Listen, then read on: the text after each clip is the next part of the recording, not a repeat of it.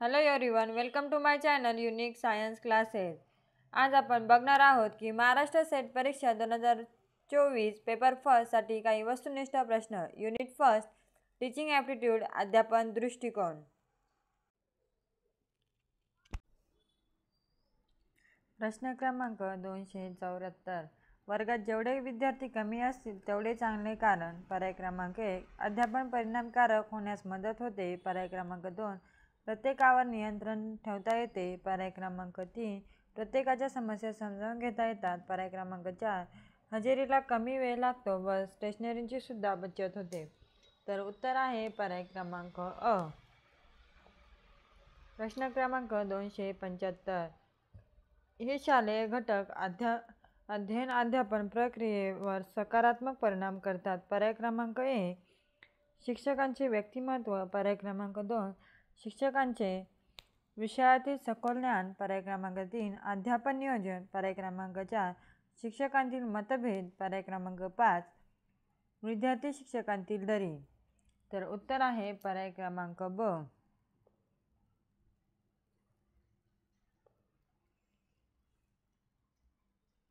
प्रश्न क्रमांक 276. शाळेचा परिसर कसा असावा? पर्याय क्रमांक 1, शाळेतील वातावरण शांत, निरोगी व खुले असावे. पर्याय क्रमांक 2, शाळेतील वातानुकूलित यंत्राद्वारे वातावरण नियंत्रित करावे. पर्याय क्रमांक 3, शाळेजवळ हमरस्ता नसावा कारण त्यामुळे ध्वनी प्रदूषण होते. पर्याय क्रमांक 4, शाळेजवळ क्रीडांगण असावे. पर्याय क्रमांक 5, शाळेभोवती झाडे असावीत. पर्याय क्रमांक 6, शाळेभोवती झाडे नसावीत. तर उत्तर आहे पर्याय क्रमांक क. शाळेचा परिसर कसा असावा? तर शाळेतील वातावरण शांत, निरोगी व खुले असावे. शाळेजवळ हमरस्ता नसावा कारण त्यामुळे ध्वनी प्रदूषण होते. पर्याय क्रमांक 4, शाळेजवळ क्रीडांगण असावे आणि शाळेभोवती झाडे असावे असा शाळेचा परिसर असावा. तो उत्तर आहे पर्याय क्रमांक क. प्रश्न क्रमांक 277. विमर्शित स्तरावरील अध्यापन. प्रश्न क्रमांक 287. विमर्शित स्तरावरील अध्यापन. पर्याय क्रमांक अ, शिक्षक केंद्री व विषय केंद्री असते मात्र अध्ययनार्थी केंद्री नसते. पर्याय क्रमांक ब, शिक्षक केंद्री नसते.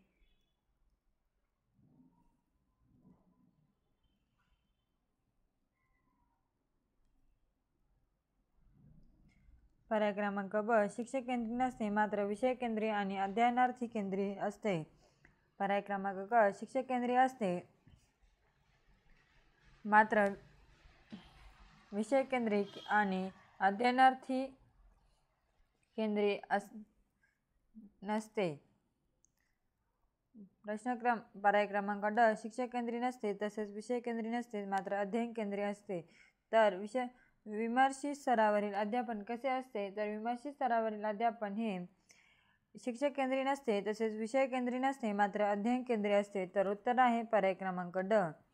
प्रश्न क्रमांक 278. कोणत्या प्रयत्नाने विद्यार्थ्यांच्या ग्रंथालय वापरात चालना मिळते? तर पर्याय क्रमांक आहे वाचन कौशल्य व अभिरुचीचा विकास. पर्याय क्रमांक ब, नवी पुस्तके व नियतकालिके यांचे आकर्षक प्रदर्शन. पर्याय क्रमांक क, शिक्षकांनी दिलेले वाचन व स्वाध्याय. पर्याय क्रमांक ड, शालेय समितीवरील विद्यार्थी प्रयत्न प्रतिनिधी नियुक्ती. तर उत्तर आहे पर्याय क्रमांक वाचन कौशल्य व अभिरुचीचा विकास. प्रश्न क्रमांक 279. जर ज्ञानप्राप्तीसाठी अध्ययन हे शिक्षणाचे ध्येय असेल तर विद्यार्थ्यांना. पर्याय क्रमांक अ, अद्ययावत जागतिक ज्ञान पुरावे. पर्याय क्रमांक ब, आधुनिक तंत्रज्ञानाच्या सहाय्याने शिकवावे.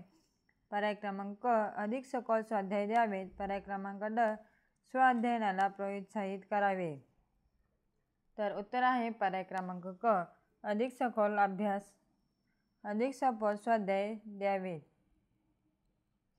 प्रश्न क्रमांक 280.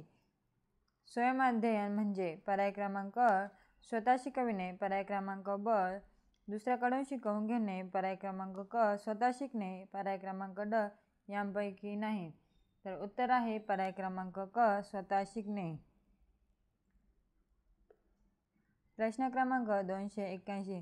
व्याख्यान ही टिंब पद्धती आहे. पर्याय क्रमांक अ शिक्षक केंद्री, पर्याय क्रमांक ब पालक केंद्री, पर्याय क्रमांक क विद्यार्थी केंद्री, पर्याय क्रमांक ड शालेय केंद्री. तर उत्तर आहे पर्याय क्रमांक अ शिक्षक केंद्री.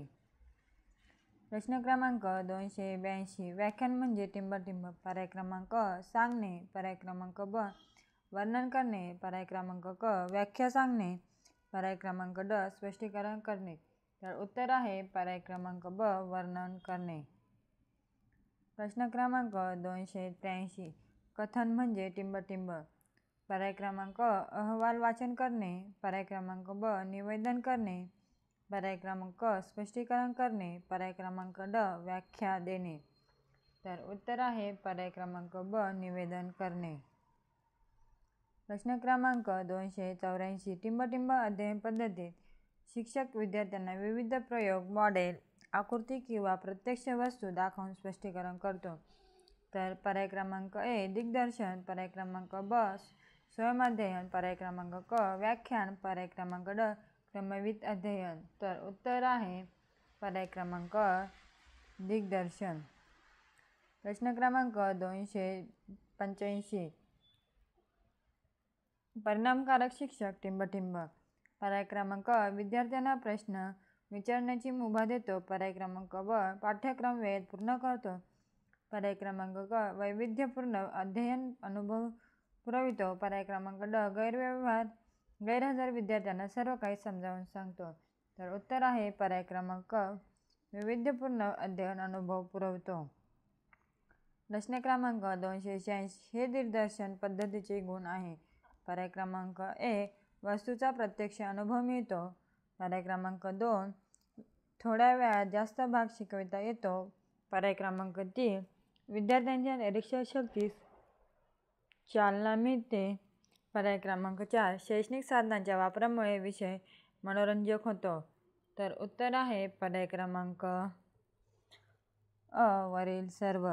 दिग्दर्शन पद्धतीचे गुण: वस्तूंचा प्रत्यक्ष अनुभव मिळतो, थोड्याच वेळात जास्त भाग शिकवता येतो, विद्यार्थ्यांच्या निरीक्षण शक्तीस चालना मिळते, शैक्षणिक साधनांच्या वापरामुळे विषय मनोरंजक होतो. हे दिग्दर्शन पद्धतीचे गुण आहेत.